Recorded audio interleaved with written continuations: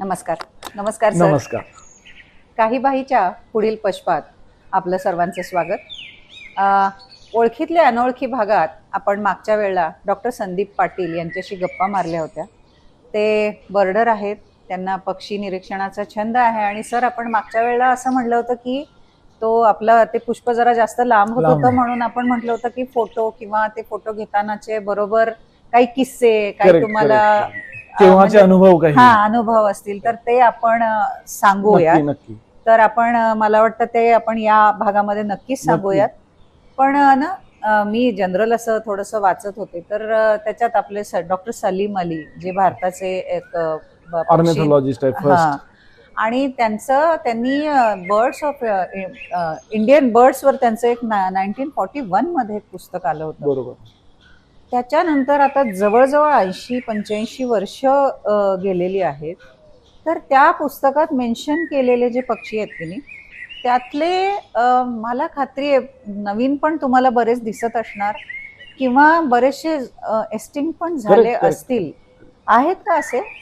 हो, आता सलीम अलींनी तेव्हा ज्या पुस्तकात काही ज्या स्पीसीज मेन्शन केलेले आहेत किंवा त्या काळात जे पक्षी फार इझिली दिसायचे, त्यातले बरेचसे पक्षी एक्झिस्टिंग आहे आता, पण काही पक्षी एक्सटिंक्ट झालेले आहेत. ओके. जसं आता पिंक हेडेड डक नावाचा जो पक्षी आहे तो भारतात तरी एक्सटिंक्ट झालेला आहे. मागचे काही वर्ष त्याचं सायटिंग नाहीये किंवा कुठे रेकॉर्ड पण नाहीये कॅमेरा ट्रॅपमध्ये. ओके.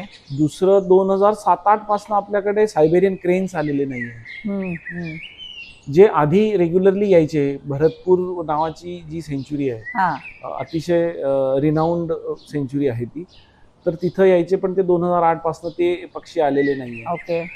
जसे काही एक्सटिंक्ट झालेले तसे काही नवीन पक्षी पण ऍड झालेले इंडियन लिस्टमध्ये. म्हणजे आता नाव डेज काय होत आहे ना, की खूप सारी लोक बायनॅक्युलर, रेकॉर्डर, कॅमेरे घेऊन बाहेर पडताय, एक्सप्लोर होत आहे नवीन नवीन जागा. जसं फॉरेस्ट आउलेट नावाचा पक्षी हा रिडिस्कवर्ड झालेला आहे. Actually it was there. Salim Ali sir असताना पण पक्षी तिथंच होता, फक्त त्याच्या थेरी वरती जे काम व्हायला पाहिजे होतं ते झालं नाही. त्यांनी त्या काळात सलीम अली सरांचे जे सहकारी किंवा त्यांचे जे स्टुडंट होते, त्यांनी त्या पक्षाला रात्री शोधला. अच्छा. औलेट असल्यामुळे, औल असल्यामुळे, तर त्यांना वाटलं की this is a nocturnal bird. Actually तो नॉक्टर्नल बर्ड नाहीये, तर तो डे हंटिंग करणारा पक्षी आहे, म्हणून तो त्यांना सापडला नाही. सेकंड थिंग, सरांना अजून जेर्डन कोर्सर बद्दल रेकॉर्ड नाही मिळालेलं त्यांना. ऍक्च्युली पक्षी तेव्हा पण होता, पण तो कोर्सर फॅमिलीतला असल्यामुळे त्यांनी त्याला दिवसा शोधला. अच्छा. पण कोर्सर तो जेर्डन कोर्सर हा नॉक्टर्नल अॅनिमल आहे, बर्ड आहे, त्यामुळे तो रात्री शोधला असता तर नक्कीच त्यांना सापडला असता. म्हणजे पक्षी शोधायला सुद्धा आयदर तुम्ही पहाटे जायला, मॉर्निंग आणि लेट इव्हिनिंगचा जो काळ असतो तो ज्याच्यात तुम्हाला जास्तीत जास्त पक्षी दिसू शकतात. बरोबर. आणि तुम्ही असं म्हणालात की आता, म्हणजे मी पण वाचत होते, तर त्यांनी दिले की आता भारतामध्ये बर्डर्सची संख्या ही जवळजवळ 30,000 झालेली आहे. म्हणजे हे जे अपलोड वगैरे करतात फोटोज, हौशे गवशे जे आहेत, जे नुसते पक्षी निरीक्षणाला जातात आणि फोटोज वगैरे आयदर काढत नाहीत किंवा अपलोड करत नाही, असे तर कितीतरी आहेत. म्हणजे हे पक्षी 30,000 आकडा तर फार वाढत चाललं, अंडर रेटेड आहे. साधारणतः 5 ते 7 लाखाच्या वरती बर्डर आहे. पण म्हणजे तेच ते जे रेकॉर्ड करत नसतील किंवा हे असतील असे नाही, तसे सगळे मिळून तर मला वाटतं 25-30 लाख असतील. अरे बापरे. ओके. जी, कारण की कॅमेराचा सेलच एवढा होतोय, त्यावरनं तुम्हाला अंदाज येईलच. तेवढा तर सहज असेल, म्हणजे 5 लाख ते 15 लाख तर नक्कीच असेल, जी लोक DSLR वापरतात. आणि विदाऊट DSLR यूज करणारे, ओनली बायनॅक्युलर जे वापरणारे, ते असतील 5-10 लाख असतील. कारण की आता आमचे काही फेसबुकचे ग्रुप आहे, त्यावरती 2-2, 5-5 लाख लोक रजिस्टर्ड आहे, म्हणजे मेंबर आहे. तेवढं तर लोक ऍक्टिव्ह आहेत. हे सोडून there are so many people की त्यांच्या स्केड्यूल मधनं वेळ काढू शकत नाही. ते बर्डिंग करतात फक्त आणि काम करतात. ते फोटो अपलोड करणं, कुठं रेकॉर्ड करणं, त्याच्यावर पेपर थिसिस लिहिणं, असं काही करत. आणि मला म्हणजे याचं कारण पण एक असावं की बर्ड वॉचिंग हे तसं सोपं आहे. म्हणजे तुम्ही अगदी घराच्या बाल्कनीत बसलात तरी सुद्धा तुम्हाला दिसू शकतात वेगवेगळे पक्षी.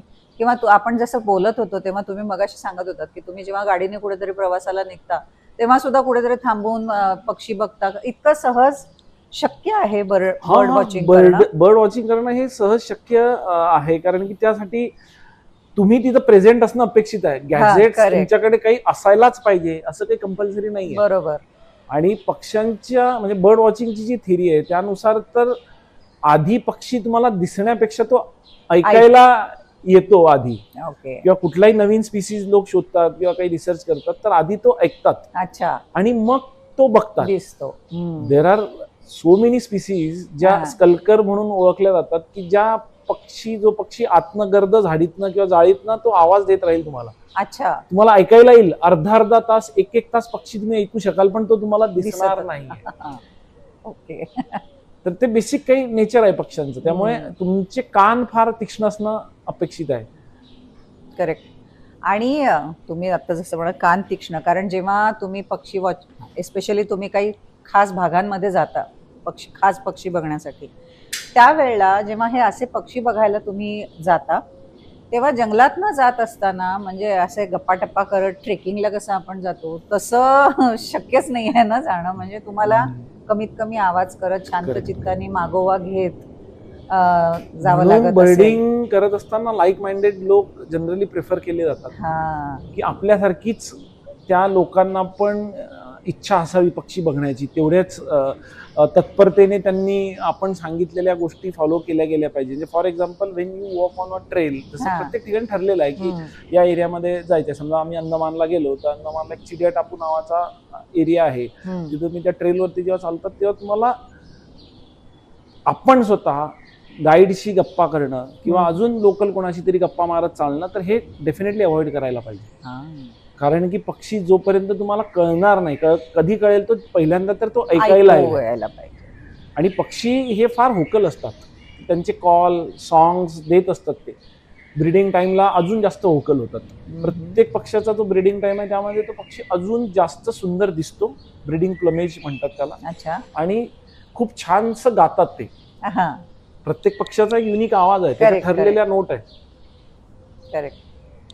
आणि आपल्याकडे म्हणजे आम्ही शाळेत इतिहास शिकत होतो तेव्हा राजा अकबराचं चित्र असा त्याच्या अंगठ्यावर ससाणा वगैरे बसलेला आणि जहांगीर राजांनी सुद्धा त्याला पण पक्ष्यांविषयी खूप प्रेम होतं तर त्यांनी म्हणजे चित्रकार बोलवून त्यांच्याकडनं चित्र काढून घेतली होती. म्हणजे इतकं पूर्वापार आपल्याकडे पक्षी निरीक्षण किंवा पक्ष्यांच्या विषयीचं प्रेम आपल्याकडे आहे, चालत आलेलं आहे. इतके पिढ्यानपिढ्या म्हणजे लोक बघतायत आणि हे करतायत. तर आता आपण दाखवूयात त्या लोकांना पक्षी. आज आपण सर भारतामध्ये इतक्या ठिकाणी तुम्ही मॅपवर मार्क करून ठेवलेलं आहे की इतक्या ठिकाणी पक्षी आपल्याला दिसतात, पण मला समहाऊ सेंट्रल इंडियामध्ये बघितलं ना तर फार कमी जागा आहेत की जिथे पक्षी दिसतात. असं का बरं? ऍक्च्युली जो सेंट्रल इंडियाचा पार्ट आहे ना, सेंट्रल इंडिया किंवा काही महाराष्ट्राचा वरचा नागपूर आणि प्रत्येक ठिकाणी पक्षी आहे भारतामध्ये. हे जे मी मार्क केलेलं आहे भारताच्या साधारणतः प्रत्येक बॉर्डरला, साऊथ ईस्ट नॉर्थ वेस्ट, तर इथं बायोडायव्हर्सिटी खूप चांगली आहे, हॅबिटॅट फार चांगलं आहे, त्यामुळे पक्ष्यांची डेन्सिटी फार जास्त आहे. सेंट्रल इंडियामध्ये डेव्हलपमेंट, अर्बनायझेशन आणि यामुळे फार डिस्टर्बन्स झालेला आहे. जसं भरतपूरचं उदाहरण आहे की दिल्लीच्या जवळ आहे Bharatpur, one of the great wildlife सँच्युरी बर्डिंगसाठी, पण हळूहळू तिथला आता पक्षी संख्या रोळावती आहे. मध्य प्रदेशचे टायगर रिझर्व आहे, टायगर खूप चांगल्या पद्धतीने वाढत आहे, पण काही ठिकाणी पक्ष्यांसाठी हॅबिटॅट डिस्ट्रक्शन चालू आहे. जसं सेंट्रल इंडियामध्ये काही ठिकाणी व्हल्चरची संख्या जी रोडावली होती ती फार चांगल्या नंबरमध्ये आहेत. अच्छा. White rump vulture, Indian vulture breeding site आहे त्या भारताच्या रिनाऊंड अशा. Okay okay. पण पेरिफेरीला जी हॅबिटॅट बायो डायव्हर्सिटी जी आहे त्यावरती खूप चांगली पक्ष्यांची डेन्सिटी आहे. आज आपण कुठल्या एरियातले पक्ष्यांविषयी? आज आम्ही आता लास्ट मंथ हा नामदफा विजयनगर म्हणून एक्स्ट्रीम अरुणाचलचा जो पार्ट आहे, म्हणजे काही म्यानमार चायना बॉर्डरच्या जवळचा काही पार्ट तो, आणि अंदमान आणि निकोबार या आयलंड वरती काही पक्षी जे मिळतात ना त्याच्याबद्दल आपण एक 15-20 मिनिटात माहिती घेऊया. ओके, चला मग बघूयात आता पक्षी. ऐक काय सुंदर आहे. हा एशियन फेरी ब्लूबर्ड आहे, अंदमान मध्ये घेतलेला फोटो आहे. ह्या एशियन फेरी ब्लूबर्डची फिमेल आहे. हो अच्छा. हा पक्षी तिथला रेसिडेंट आहे. हा आपल्याकडे पण मेनलँडला पण हा पक्षी मिळतो. ओके सुंदर. हा कुक्कू प्रजातीतला पक्षी आहे. हा, हा. व्हायलेट कक्कू म्हणूयात आपण याला. ओके. हा अंदमानला असतोय. हम्म. तसंच हा मेनलँडला पण असतोय. म्हणजे ब्रीड करायला हे मलेशिया आणि त्या भागात जातात. अच्छा. किंवा एक छोटी breeding site Mahananda wild life sanctuary म्हणून आहे. तसंच पर्टिक्युलरली व्हायलेट कक्कू हा अंदमानला पण ब्रीड करतो. अच्छा. आणि सुंदर असा पक्षी आहे. काय सुंदर आहे खरंच. ओ, वाव. हा इंडियातला रेअरेस्ट किंगफिशर पैकी हा. एक आहे. प्रथम दर्शनी आपल्याला वाटेल की अरे हा तर कॉमन किंगफिशर आहे. म्हणजे किंगफिशरच दिसतो. हो पण हा rarest kingfisher for India. This is Blyth's kingfisher. Okay. हा नामदफा टायगर रिझर्व्ह मध्ये काढलेला पक्षी आहे. अर्ली मॉर्निंग खूप लो लाईट मध्ये, त्यामुळे खूप जास्त ISOचा फोटो आहे हा. त्यामुळे थोडेसे ग्रेन्स आहे फोटोमध्ये, पण तरी पण स्टील इट इज अरे पक्षी परफेक्ट दिसतो. करेक्ट. सुंदर. ऐक. दिस इज व्हाईट स्पेक्टॅकल वॉबलर. आता वॉबलर फॅमिली अशी आहे की साधारणतः 50 तरी वॉबलर्स भारतामध्ये आहे वेगवेगळे. अच्छा. आणि पर्टिक्युलरली या फॅमिली मधले म्हणजे ज्यांचं डोकं ग्रे आहे, बॉडी येल्लो आहे आणि डोळ्याभोवती चष्मा आहे, असे 5-7 म्हणून व्हाईट स्पेक्टॅकल. असे 5-7 प्रकारचे आहेत. त्यामध्ये आता तुमच्या लक्षात येईल की याला ओळखण्याचं एकच खूण आहे की त्याचा जो चष्मा आहे त्याचा एका ठिकाणी तो ब्रेक झालेला असतो. बरोबर. म्हणून तो व्हाईट स्पेक्टॅकल वॉबलर असं त्याला म्हणतात. अतिशय इंटरेस्टिंग पक्षी आहे. नावं अशी पक्ष्यांची बरीचशी मला डिस्क्रिप्टिव्ह वाटतात. हो डिस्क्रिप्टिव्ह असतात. It is always descriptive. Always.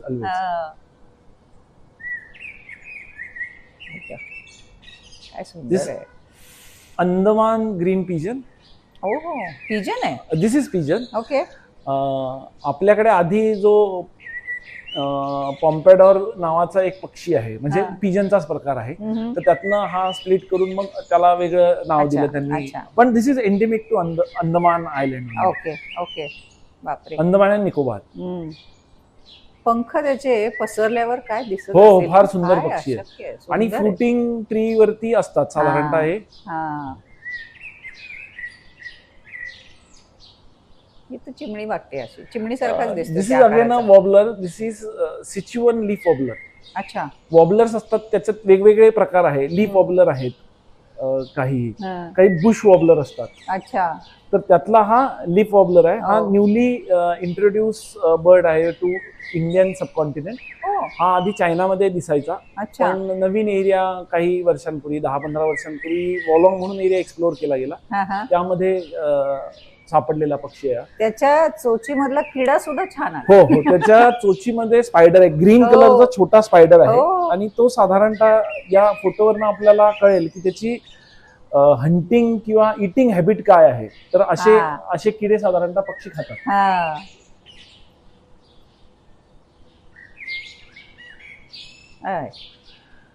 This is a bush tit.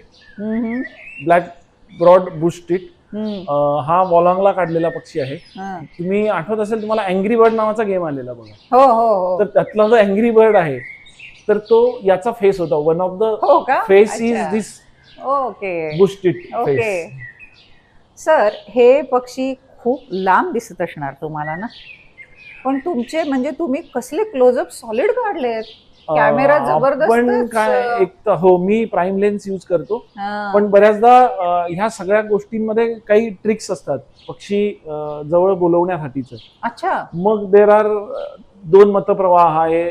आपण प्लेबॅक करायचा का नाही, म्हणजे त्या पक्षाचा आपण आवाज रेकॉर्ड करून प्ले करायचा का नाही. कारण की Wien you play a call of that same bird, तर त्याला कुठेतरी वाटतंय की आपल्या कम्युनिटी मधला कोणीतरी आहे आणि तो किंवा आपल्याला बोलवतोय. तर ते जनरली जवळ येतात. एक मतप्रवाह असा आहे की तुम्ही प्लेबॅक करायचा नाहीये, त्याच्याने पक्षी डिस्टर्ब होतात. अच्छा. पण त्यामध्ये मतांतर आहे, डिबेटेबल सब्जेक्ट आहे आणि याच्यावरती बऱ्याच वेळा डिबेट झालेली आहे. करता का प्ले सर? आम्ही जिथं खूप गरजेची गोष्ट आहे तेव्हाच करतोय. करतात. एरवी तशी फार काही गरज पडत नाही. अच्छा जी मोठे पक्षी आहेत त्यांना गरज पडत नाही. अच्छा. जे छोटे पक्षी आहेत आणि बेसिकली फोटोग्राफीमध्ये जे वर्षभरात आपण जर त्याचं बजेट किंवा ट्रान्झॅक्शन आणि हे जर विचारलं तर काही हजार CRचं आहे. तर ते इतकं का व्हावं वाईल्ड लाईफचं 5-7 वर्षातच? ओके. कारण की आपल्याकडे गॅजेट्स आले हा आणि चांगले फोटोग्राफर आले. हा हा. आपण जेव्हा त्या पक्ष्याची डिटेल दाखवू लोकांना किंवा बघू की अरे याच्यामध्ये मल्टिपल 10, 12, 15, 20 रंग आहे, त्याच्या मुस्टॅच म्हणजे त्याच्या मिशीचा रंग असा आहे, त्याची ब्रिसल अशी आहे, त्याची वरची चोच वेगळ्या रंगाची आहे, लोअर मॅन्डिबल वेगळ्या रंगाचा आहे, बापरे. त्याच्या क्रेस्टमध्ये 3 कलर आहेत. तर हे कधी दिसणार आहे जेव्हा पक्षी तुम्ही जवळून बघणार आहे बरोबर. किंवा जवळून फोटो येणार आहे. बरोबर. त्यासाठी कधीतरी प्लेबॅक करायला हा लागतो. हा. मग अभ्यासासाठी प्लेबॅक main. केला, पक्षाचा फोटो चांगला मिळाला तर लोक येणार आणि तिथलं लोकल इकॉनॉमी जी आहे ते डेफिनेटली बूस्ट होणार. करेक्ट. फॉर एक्झाम्पल जर पक्षी दिसतोय पण तो फोटो देत नाहीये किंवा फोटो मिळत नाहीये किंवा तो आतच बसलेला आहे, फक्त चोच दिसते किंवा शेपूट दिसते, तर कोणी येणार नाही. बरोबर आहे. कमर्शियल अँगल पण आहे डेफिनेटली. आणि कमर्शियल अँगलमुळे ते far this is Whistler warbler. Whistler warbler आहे म्हणजे लिटरली हा व्हिसलच वाजवतो. ओके. वॉबलर फॅमिलीतला आहे.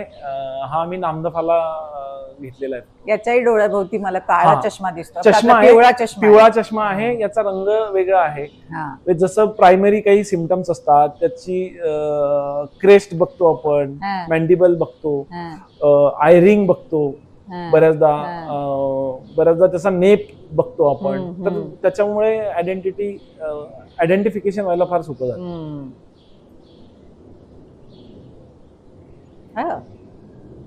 दिस इज पॅरेटबिल फॅमिली मधला पक्षी आहे हा. ऍक्च्युली त्याचं बिहेवियर असं नाहीये, पण खूप जास्त वारं चालू होतं ज्या दिवशी आम्ही बघितलं. साधारणतः एक 6-7 पक्ष्यांचा फ्लॉक होता आणि ते फीड करत करत हॉप करून यायचे वेगवेगळ्या पर्चवरती. आणि नेमकं वारं जे चालू होतं त्याच्या पाठीमागणं चालू होतं. शेपूट आणि त्याचे बेलीचे सगळे फेदर्स हे पुढं सूर्य डान्सिंग पोज वाटते. Spot breasted parrotbill. ओके. आता आपला खंडे आहे. हा निकोबारला एंडेमिक असलेला किंगफिशर आहे. सब स्पीसीज आहे निकोबारीज. नाही, आपल्याकडे जो दिसतो कॉलर्ड किंगफिशर जो दिसतो तोच आहे कॉलर्ड किंगफिशर. फक्त त्याची सब स्पीसीज आहे. अच्छा. For example you can see इथं हा जो बेल्ट आहे त्याच्या डोळ्याच्या वरचा, तर हा आपल्या कॉमन कॉलर्ड किंगफिशर मध्ये जो मेनलँडला सापडतो त्यामध्ये नाहीये. ओ अच्छा. यातलाच एक पक्षी अंदमानला पण सापडतो, त्याला पण डोळ्याच्या वरती इतकं प्रॉमिनंट मार्क नाहीये. अच्छा. म्हणजे ते टोटल भारतामध्ये याचे 3 सबस्पीसीज आहेत. तर भविष्यात याचं नाव ऑर्नॅथॉलॉजिस्ट लोक सेपरेट करतील, बदलतील. पण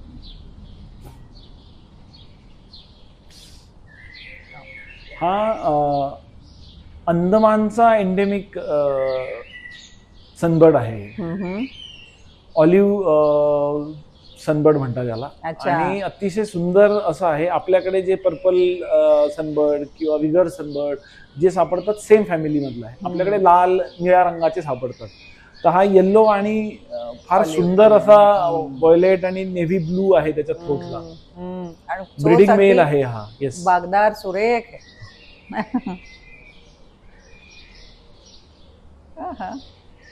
हा बुशचॅट फॅमिलीतला पक्षी आणि भारतासाठी फार रेअर नाही म्हणता येणार, पण very difficult to photograph. But fortunately आम्ही आत्ता जेव्हा गेलो होतो नामदफाला, तर एक दिवस वेळ होता, तर आम्ही दिब्रू सायकोवा म्हणून एक नॅशनल पार्क आहे. It is near Tinsukia, Assam मध्ये. तर तिथं 8-7-8 किलोमीटर चालत जाऊन तुम्हाला हा पक्षी काढायला लागतो. टिपिकल ग्रासलँड मध्ये राहणारा पक्षी, पेअर मध्ये असतात. अँड विंटर साठी ते फारच आपल्याकडे फार सुंदर दिसतात विंटरमध्ये. ओके. जेल्डन बुशचॅट. अरे हा औल म्हणजे रात्रीतला काढलेला आहे हा. निकोबार स्कॉप सौल आहे हा. आणि रात्री काढलेला आहे हा पक्षी. मस्त.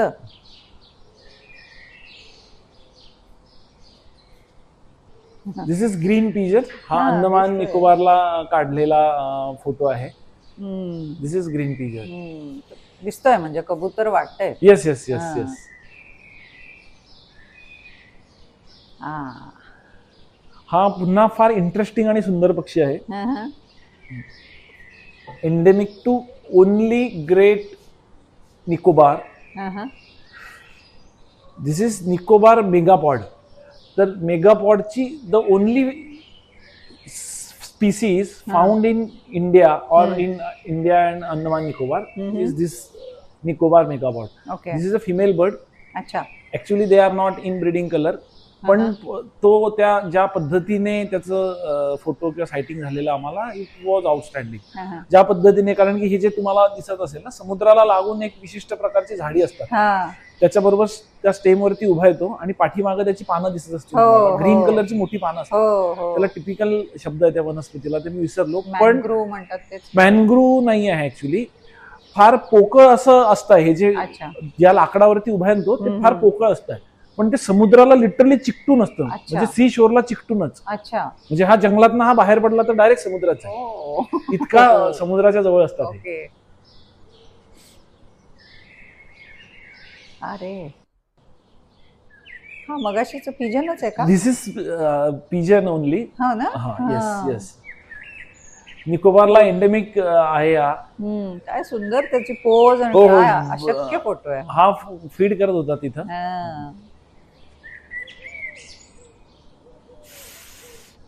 दिस अगेन सनबर्ड.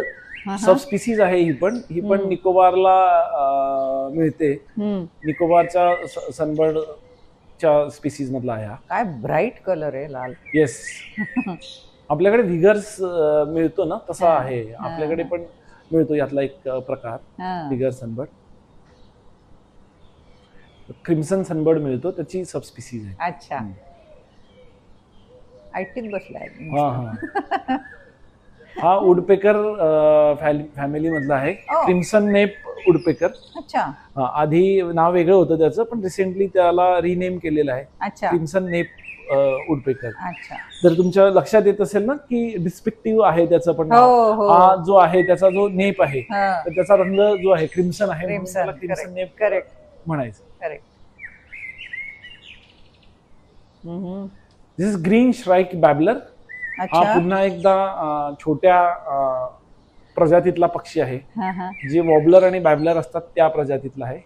या पक्ष्यांची खासियत अशी असते की ते एक हंटिंग पार्टी बनवतात. अच्छा. ज्यामध्ये रॅकेट टेल ड्रॉंगो मोठा पक्षी, काही प्रकारचे वुडपेकर, काही वॉबलर्स, काही बॅबलर्स आणि कधी कधी त्यामध्ये ट्रोगन, त्यानंतर काही प्रकारचे लाफिंग थ्रश हे एकत्र येतात आणि अशी 25 स्पीसीजची पण बघितलेली आम्ही हंटिंग पार्टी म्हणायचो. आणि ते एकत्र हंट करतात, म्हणजे प्रत्येकाचं फीड वेगवेगळं आहे, बट ते एकमेकांना मदत होते. आता काही पक्षी फक्त खालची जमिनीवरची पानं उचलून वर खाली करतात, काही पक्ष्यांना त्या पानांच्या खालचे किडे खायचे.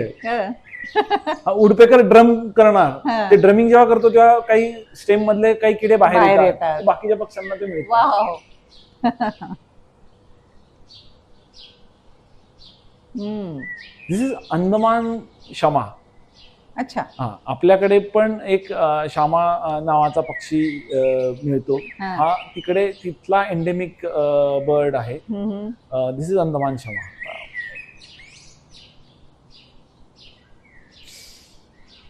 दिस is reef heron.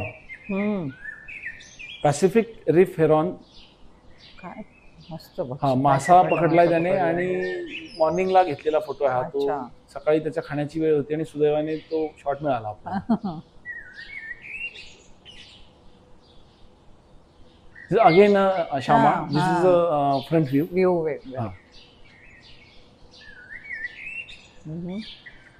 This is Andaman कुक्कुडव.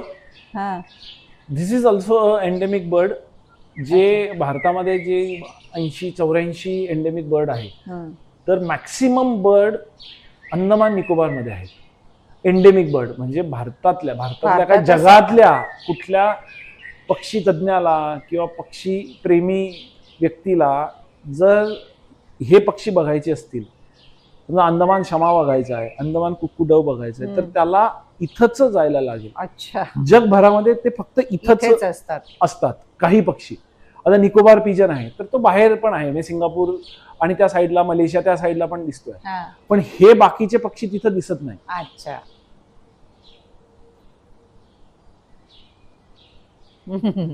हा पण अँग्री बर्डच दिसतो. हो, अँग्री बर्डच आहे. याचा पण एक फेज घेतलेला आहे. This is pale bill parrot bill. हा बांबू हॅबिटॅट मध्ये राहणारा पक्षी आहे आणि हा पण मी जे हंटिंग पार्टी किंवा मिक्स फ्लॉक म्हटलं तुम्हाला, हा. तर त्याचा पार्ट असतो बऱ्याचदा हा पण.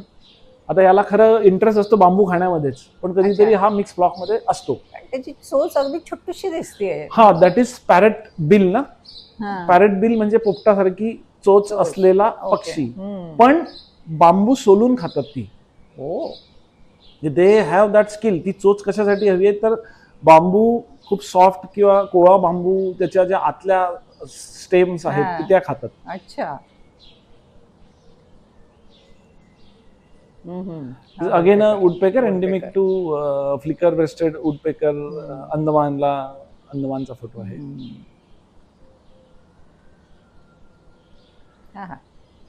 This is one of the beautiful flycatcher. This is white tail flycatcher. अच्छा. मेल बर्ड आहे हा, हा. आणि नामदफाला मिळतो हा आपल्याकडे प्रॉमिनंटली. अच्छा. म्हणजे डिस्ट्रीब्युशन आहे त्याचं अजून 2-3 ठिकाणीच, फार नाही आहे. Namdapha is the best place, पण बऱ्याचदा तो इतक्या ओपनला मिळेल याची शक्यता फार कमी असते. अच्छा. जसं आता यावर्षी जे ग्रुप किंवा ही सगळी लोक जे फिरत आहेत, तर त्यांना फार थोड्या लोकांना त्याचे चांगले फोटो मिळत आहे. हा पण किंगफिशर सारखा. हा पण किंगफिशर, हा रेडी किंगफिशर आहे. हा भारतामध्ये म्हणजे मेनलँडला पण आहे, म्हणजे गुरुमारा किंवा सुंदरबन या भागामध्ये डेफिनेटली येतो तो, किंवा काही मानस काझीरंगाच्या भागात पण बघायला मिळालेला आहे, रेकॉर्डेड आहे म्हणजे. पण मॅनग्रोव्ह जसं तुम्ही शब्द प्रयोग केला, मॅनग्रोव्हचा फार कॉमन पक्षी आहे. तर अंदमान निकोबार मध्ये खूप आहे, म्हणजे अंदमानला तर खूप चांगलं सायटिंग आहे, साऊथ अंदमान.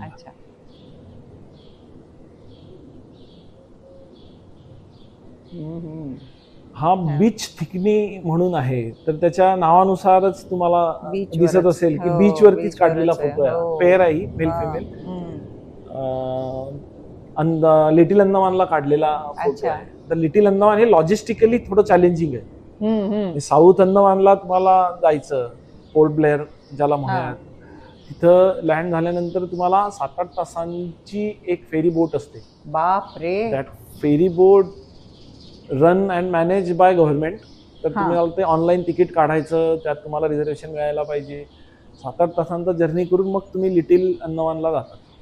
कारण या सगळ्याला तुम्हाला म्हणजे एस्पेशली अंदमान आणि याच्यात बऱ्याचशा ठिकाणी जाणं अलाउडच नाही आपल्यासारख्या लोकांना. हो, आता या वर्षी काही भागांना अलाउड केलं त्यांनी. जसं आफ्टर कोविड 3 वर्ष ग्रेट निकोबार आणि सेंट्रल निकोबार तर बंदच होतं. हो ना. लिटिल अंदमान चालू होतं, पण ग्रेट निकोबार आणि सेंट्रल निकोबार बंद होतं. यावेळेस चालू केलंय त्यांनी. पण म्हणजे स्पेशल परमिशन्स आणि तुम्हाला प्रॉपर लोकल माणसाला तुमची आयडी काढून त्यांना ते इन्फॉर्म करायला लागतं, फॉरेस्ट डिपार्टमेंटला आणि टुरिझम डिपार्टमेंट. ते लोकल माणूस करतो सगळं. ओके. सुंदर आहे. This is Nicobar pigeon. हा पिजन आहे आणि फार सुंदर. ऍक्च्युली या जो प्रत्यक्षात फोटो काढलेला यापेक्षा 10 पटीने सुंदर असलेला पिजन आहे. हा खूप सारे रंग आहे, पण खूप लो लाईट आणि खूपच अंधारामध्ये काढलेला फोटो आहे. सर, तुम्ही इतके सुंदर फोटो काढलेत, मला खात्री आहे काहीतरी त्याच्या अराउंड काहीतरी स्टोरी असणार की तो पक्षी मिळायला कसा त्रास झाला तुम्हाला, किंवा किती तास तुम्ही वाट बघत बसला होतात, तशा पण काही आठवणी असल्या तर या पक्षाचीच आहे बघा तशी एक स्टोरी. हा किशोर म्हणून एक आमचा लोकल माणूस आहे लिटिल अंदमानचा, अतिशय चांगला हंबल डाऊन टू अर्थ माणूस आहे. तर जेव्हा माझा तिथला लोकल गाईड आहे विक्रम म्हणून, आम्ही लिटिल अंदमानला गेलो, तर या पक्षाचं जे ठिकाण आहे तिथे मेन रोड पासून बरंच आतमध्ये आहे. अच्छा. तर तुम्हाला एका जीप मध्ये बसायला लागतं आणि लिटरली मोळकडीला आलेल्या जीप मध्ये बसायचं आणि पूर्ण ऑफ रोडिंग, खिळखिळी करत जायचं. हाडं खिळखिळी, गाडीची पण खिळखिळी आणि आपली पण. आणि अनफॉर्च्युनेटली आदल्या दिवशी तिथं पाऊस झालेला, तर भयंकर चिखल होता. आणि ज्या पद्धतीने त्या माणसाने ड्राईव्ह केलेलं आहे ना, म्हणजे हॅट्स ऑफ टू हिम, की ते स्किल कोणातच सगळ्यांमध्ये लोकलच नसेल. माणूस. डेफिनेटली फारच लिमिटेड लोक त्या एरियामध्ये गाडी घालून सुखरूपपणे तुम्हाला बाहेर काढू शकतात. ओ बापरे. आणि हा ग्राउंड फिडिंग पिजन आहे हा. हा, हा.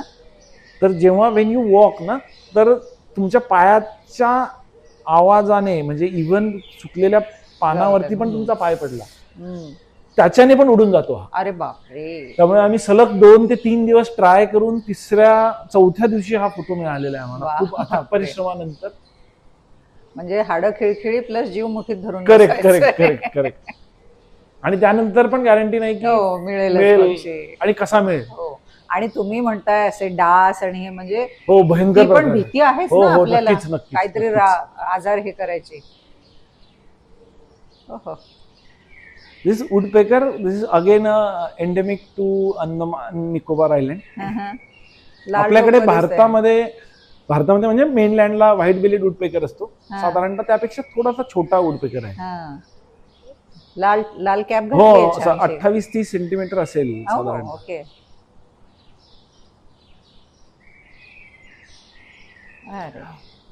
हा पुन्हा एक फार व्हीआयपी पक्षी आहे भारतासाठी. दिस इज बर्मीज स्राईक. हा लिटरली बर्मा मधनं येतो आपल्याकडे. आणि फॉर्च्युनेटली यावर्षी तो तिनचुकिया म्हणून एक जागा आहे, तिथं आलेला आहे, मगुरी बीलच्या इथं, आसाममध्ये. तर आम्ही जसं न्यूज कळाली आम्हाला की पक्षी आलेला, आम्ही पटकन गेलो आणि फोटो काढून आलो. तुम्ही सांगताना असं वाटतं सगळं फारच सोपं आहे, पटकन गेलो, पण किती प्लॅनिंग लागत असेल त्याच्या मागे. त्याला खूप प्लॅनिंग लागतं. अंदमान बुलबुल म्हणून पक्षी आहे हा. बुलबुल फॅमिलीतला पक्षी आहे, पण this is again endemic to Andaman Nicobar island.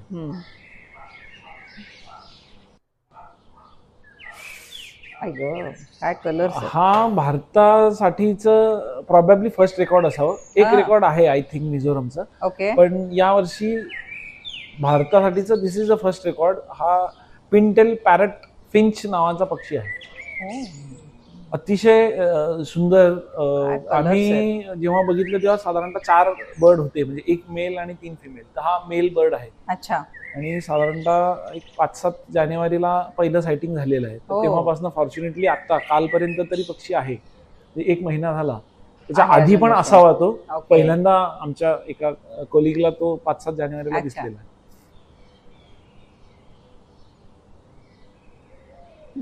This is Andaman till, म्हणजे बदकाचा प्रकार आहे, किंवा सुंडा टील म्हणायचं याला. अंदमान टील आहे. याचं पण इंटरेस्टिंग विषय आहे हा. विंटर जसा येतो, जवळ येतो, तशी ही आजूबाजूची जे लेक असतात मेन रोडची, साऊथ अंदमान मधली, तिथं येतात. अच्छा. आणि जसं त्यांचा ब्रीडिंग टाइम होतो, म्हणजे मान्सून जसा सुरू झाला, समरच्या नंतरचा जो काळ आहे, त्यानंतर they are going inside deep forest ब्रीडिंगसाठी. मग आतमध्ये कुठेतरी डबकी तळी किंवा त्यांचं ठरलेले ठिकाणं असतील, तिथं जातात ते. एरवी ते दिसत नाही, पण विंटरमध्ये चांगलं सायटिंग असते, चांगले मोठे फ्लॉक असतात त्याचे. मला वाटतं हा सीझन बेस्ट आहे. हा, this is the best season. Winter म्हणजे हा जो काळ आहे तो टेम्परेचर पण ठीक असतं, आणि काही समरच्या अर्ली जेव्हा ब्रीडिंग टाइम असतो काही पक्ष्यांचा, तो काळ हिमालयन बर्ड साठी, नॉर्थ ईस्ट साठी सर्वात परफेक्ट आहे. This is female of that finch, parrot finch. Male जास्त सुंदर आहे. मेल फार सुंदर आहे. आणि पक्ष्यांचं ते आहेच की मेलच सुंदर आहे सगळ्याच पक्ष्यांची. पिकॉक पासून ते सगळ्याच कोणाचे कुठले पक्षी घ्या तुम्ही. करेक्ट. हे अंदमान ट्रिपाय. आपल्याकडे भारतामध्ये 7-8 प्रकारचे ट्रिपाय आहेत. त्यातला this is one of endemic bird to Andaman island. Andaman treepie. हा तिथल्या फ्लॉक मध्ये असतोय. अच्छा. त्यांच्या हंटिंग पार्टीज फॉर्म करतात. मग त्यामध्ये ते 2 प्रकारचे वुडपेकर, बुलबुल, ट्रिपाय, कुक्कू श्राईक, आणि हे असं सगळं मिळून त्यांची हंटिंग चालू असते सकाळची.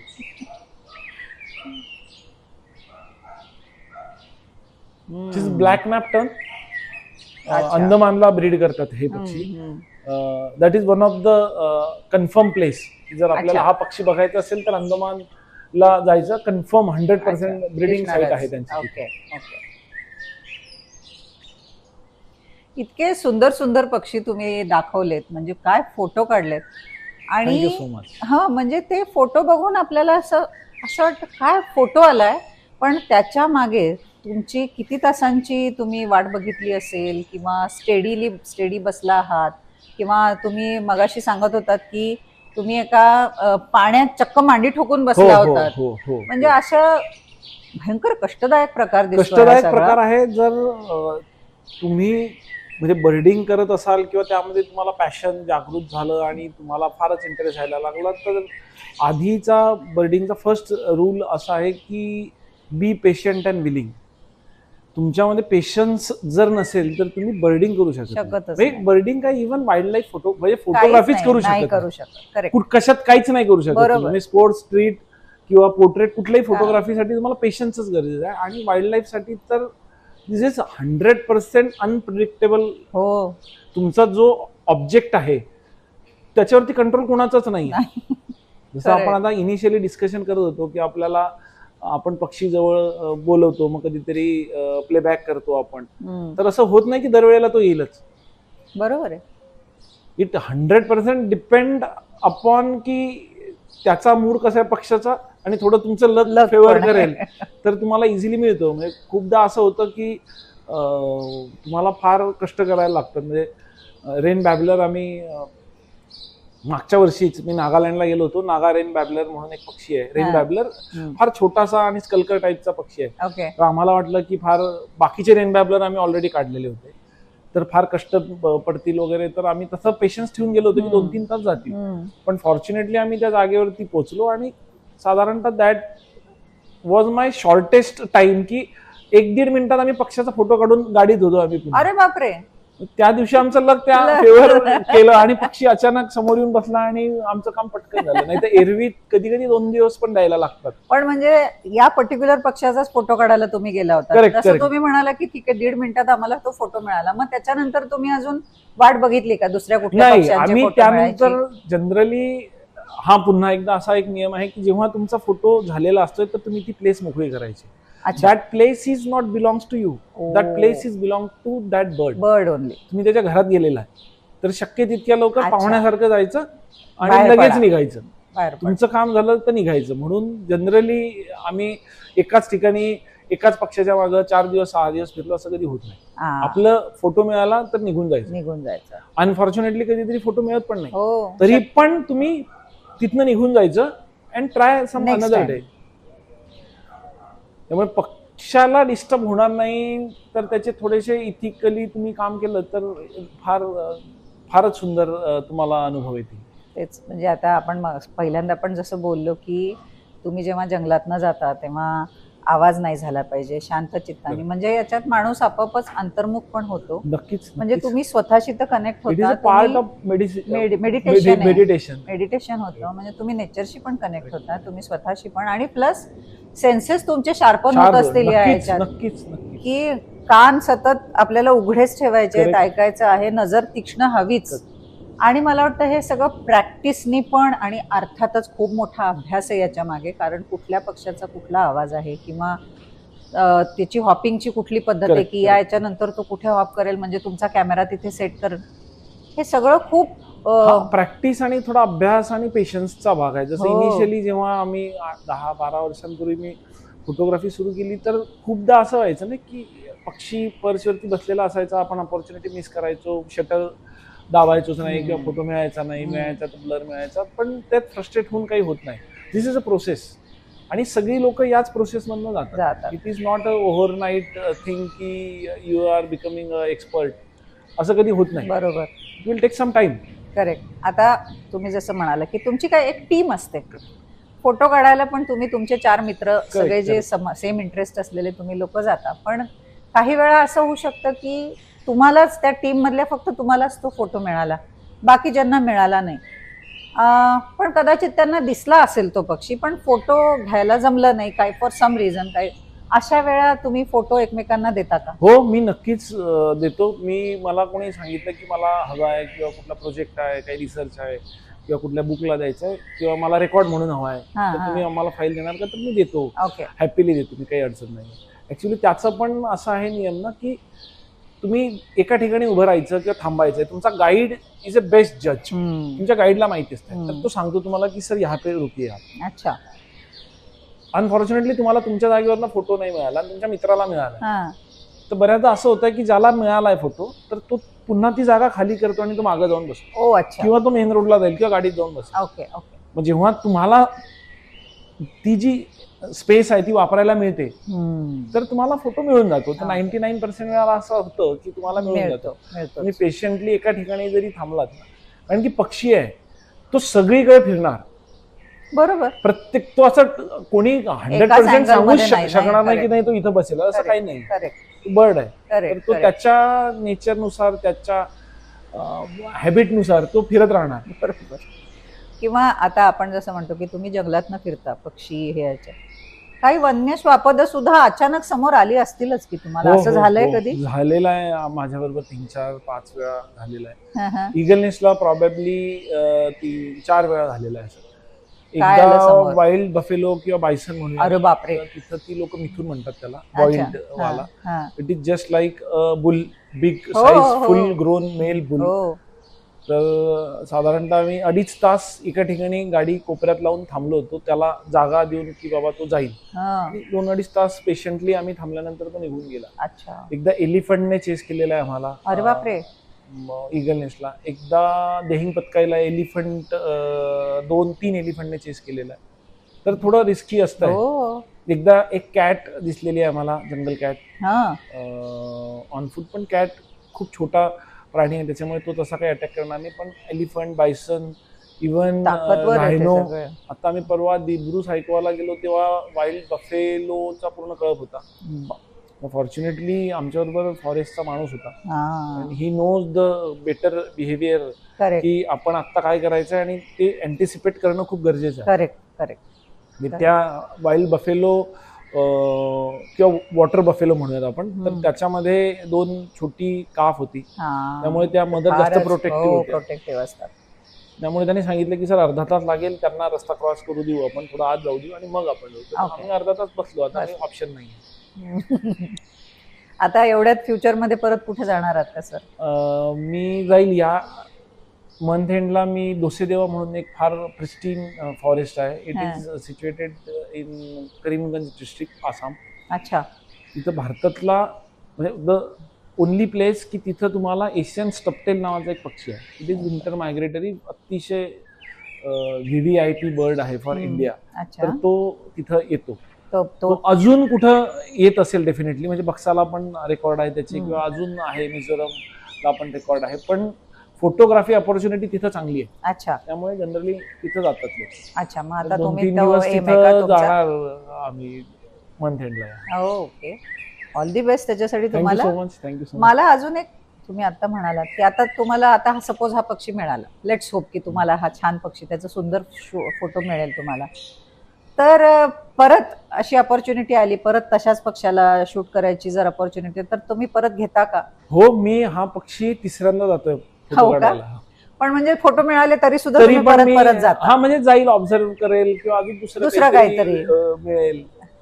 आणि ऍक्च्युली म्हणजे एकदा जाऊन तसं ते होणार नाहीये, मल्टिपल टाइम तुम्हाला जायला लागेल. तेव्हा थोडस अजून काही गोष्टी एक्सप्लोर होतील, काही नवीन गोष्टी कळतील.